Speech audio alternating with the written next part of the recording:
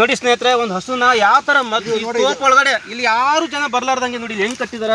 ಅಯ್ಯೋ ಎಷ್ಟು ಟೈಟಾಗಿ ಕಟ್ಟಿದ್ದಾರೆ, 2 ಕಾಲು ಕಟ್ಟಿದಾರ, ಹಿಂದೆ ಕಟ್ಟಿದಾರ ನೋಡಿ. ಸುಮಾರು ಒಂದು ಮೇ ಬಿ ಇದು ಹಾಲು ಕೂಡ ಅಂತ ಹಸು ಅನ್ಕೋತೀನಿ. ಎಷ್ಟು ಚೆನ್ನಾಗಿದೆ ನೋಡಿ, ಎಷ್ಟು ತೋಪ್ ಒಳಗಡೆ ಹೆಂಗಿದೆ, ಅಕ್ಕಪಕ್ಕ ಇಲ್ಲಿ ಏನಿಲ್ಲ, ಯಾರು ಕಾಣಿಸಲ್ಲ. ಮುಚ್ಕೊಡಿ ಅಕ್ಕ, ಕಟ್ ಮಾಡೋಣ. ಇಲ್ಲ ಕಟ್ ಮಾಡೋದು ಬೇಡ ಬೇಡ ಕಟ್ ಮಾಡೋದು. ಮೂರ್ತಿ ಬರ್ತಿದ್ರೆ ಮೂರ್ತಿ ಬರಲಿ ನೋಡಿ ಸ್ನೇಹಿತರೆ, ಆ ಕಡೆ ಎಲ್ಲ ತೋರಿಸಿ, ತೋಪ್ ಒಳಗಡೆ ನೋಡಿ ಎಲ್ಲ ಕಾಡಿದಾಗಿದೆ ನೋಡ್ರಿ.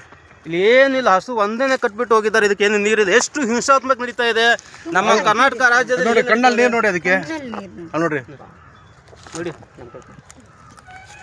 ನಮ್ಮ ರಾಜ್ಯದಲ್ಲಿ ಏನು ನಡೀತಾ ಇದೆ. ಇದು ನಮ್ಮ ಕರ್ನಾಟಕ ರಾಜ್ಯದಲ್ಲಿ ನೋಡಿ, ಹಸುಗಳಿಗೆ ಈ ಥರ ತೊಂದರೆ.